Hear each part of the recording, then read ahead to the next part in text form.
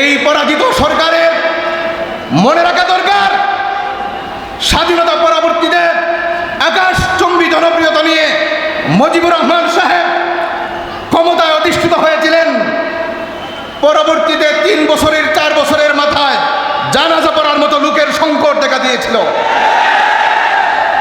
সম্মানিত উপস্থিতি, এই ষড়যন্ত্রের একটা বড় অংশ ছিল, উলামায়ে কেরামের সম্পর্কে ঘৃণা ছড়িয়ে দেওয়া। আমার আগে মৌলানা বজলুর রহমান সাহেব বলেছেন, বলুন মামুনুল হক সাহেবকে এদেশের জনগণের কাছ থেকে ঘৃণা ছড়ানোর ষড়যন্ত্রে তারা সফল হতে পারে নাই, কারণ আরশের মালিক মামুনুল হককে কারাবরণ করে এই জনগণের মণিকূটায় স্থান করে দিয়েছেন।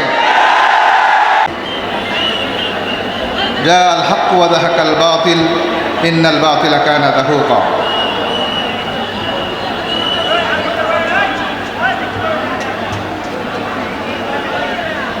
হেফাজতে ইসলাম বাংলাদেশ এবং বৈষম্য বিরোধী আন্দোলনে আহত এবং শাহাদত বরণকারী মর্দে মুজাহিদের স্মরণে আজকের এই গণসমাবেশে সম্মানিত সভাপতি, সম্মানিত উলামায়ে কেরাম এবং বাংলাদেশের আগামী প্রজন্মের উজ্জ্বল সৈনিকেরা, আজকের সম্মানিত উপস্থিতি, আমাদের মেহমান খুব কাছাকাছি, এজন্য লম্বা চূড়া আলোচনা আমাদের করার সুযোগ নেই। অনেক উলামায়ে কেরাম কথা বলবেন, আমি শুধু 2টি বিষয় আপনাদের সামনে উপস্থাপন করতে চাই। একটি হলো, আমরা গভীর একটি ষড়যন্ত্র মোকাবেলা করতে সক্ষম হয়েছি। সেটা ছিল বিগত ফ্যাসিস্ট সরকারের উলামায়ে কেরাম থেকে জনগণকে বিচ্ছিন্ন করার ষড়যন্ত্র। যেই ষড়যন্ত্রের ধারাবাহিকতায় আমাদের এই বাংলাদেশের শীর্ষ আলেমে উলামায়ে কেরাম, বিশেষ করে মামুনুল হককে জনগণের কাছ থেকে বিচ্ছিন্ন করার জন্য পরিকল্পিতভাবে এই ফ্যাসিস্ট সরকার ষড়যন্ত্র লিপ্ত হয়েছিল। এই পরাজিত সরকারের মনে রাখা দরকার, স্বাধীনতা পরবর্তীতে আকাশচুম্বী জনপ্রিয়তা নিয়ে মুজিবুর রহমান সাহেব ক্ষমতায় অধিষ্ঠিত হয়েছিলেন। পরবর্তীতে 3 বছরের 4 বছরের মাথায় জানাজা পড়ার মতো লোকের সংকট দেখা দিয়েছিল। সম্মানিত উপস্থিতি, এই ষড়যন্ত্রের একটা বড় অংশ ছিল উলামায়ে কেরামের সম্পর্কে ঘৃণা ছড়িয়ে দেওয়া। আমার আগে মৌলানা বজলুর রহমান সাহেব বলেছেন, বলুন মামুনুল হক সাহেবকে এদেশের জনগণের কাছ থেকে ঘৃণা ছড়ানোর ষড়যন্ত্রে তারা সফল হতে পারে নাই, কারণ আরশের মালিক মামুনুল হককে কারাবরণ করে এই জনগণের মণিকূটায় স্থান করে দিয়েছেন।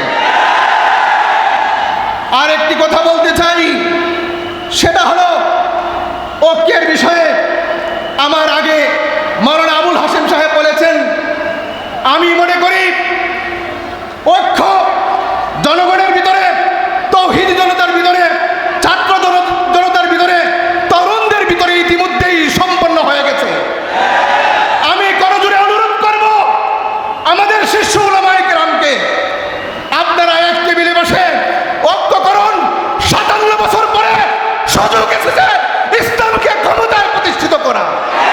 এই সুযোগকে কোনো মতেই হাতছাড়া করা যাবে না। আজকের তরুণ সমাজ, বাংলাদেশের তৌহিদ জনতা ইতিমধ্যে ঐক্যবদ্ধ হয়েছে। 1 ইঞ্চি জায়গাও নেই, শয়তানরা মাথা গুঁজে দাঁড়াবে, এর 1 ইঞ্চি জায়গাও খুঁজে পাচ্ছে না তারা। হেফাজতে ইসলাম মামুনুল হক ঘোষণা দিয়েছিলেন, পালানোর রাস্তা দেখেন, পালানোর পথ পাবেন না। বেশি দিন যায়নি, আপনি পালিয়েছেন, আপনার কর্মীরা পালানোর পথ পাচ্ছে না।